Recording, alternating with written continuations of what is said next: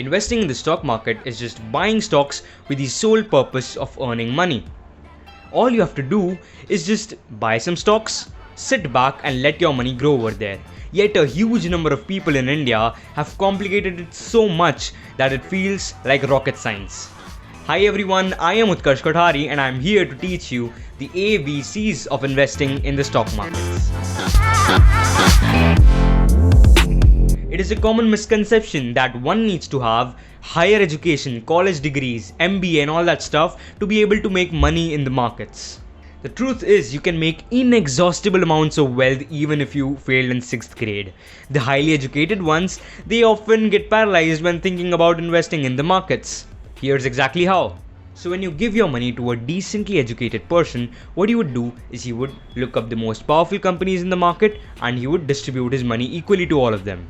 But on the flip side, if you give your money to a highly educated person and ask him to invest in the markets, what you would be doing is you would take into account a lot of happenings, information, trends, tips and numbers around the world. In this way, he will never be able to conclude because he's so occupied with analyzing all that information. This is also known as analysis paralysis.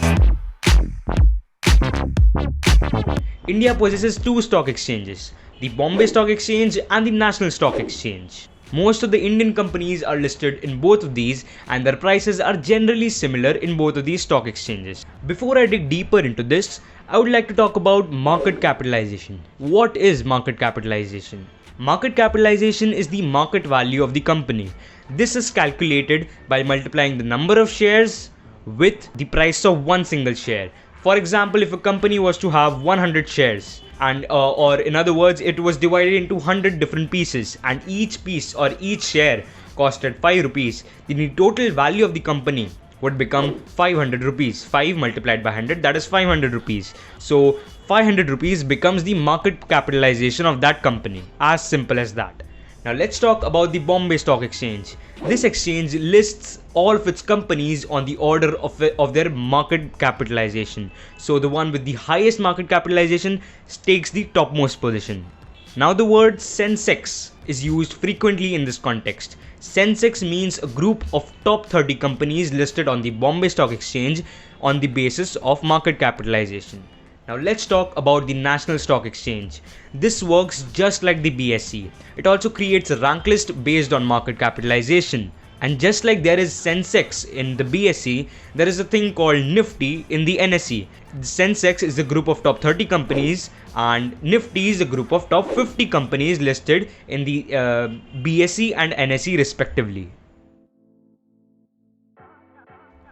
People define Sensex and Nifty as the barometers of the stock markets because generally the stocks with the highest market value tend to influence the entire market. But this is an incomplete description because Sensex and Nifty not only are the barometers of the stock market, but they are the economic barometers of the entire country as well. Here's exactly how. So the standard of living of one average person in a country can be derived from its per capita income, its average income. And the standard of living of the entire country as a whole can be derived from its GDP.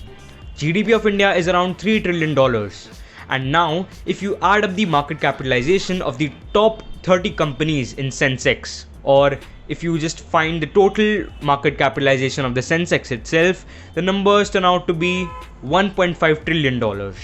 So the GDP is $3 trillion and the Sensex is $1.5 trillion.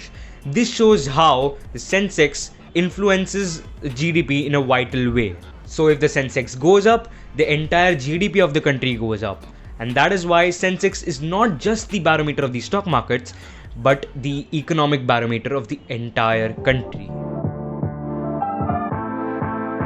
A very small population would say that the future is going to be disastrous, everything would fall apart and all the markets might crash. On the other hand, a large population would say that the future is going to be brighter and we would be able to see an era of flourishing opportunities to make money in the stock markets. Highly educated people would say the future is uncertain, the world could either end in the nuclear war or it would get better with AI and technology. And that is how once again the highly educated ones get paralyzed in their decision making process. But here is the rule of thumb for all of you.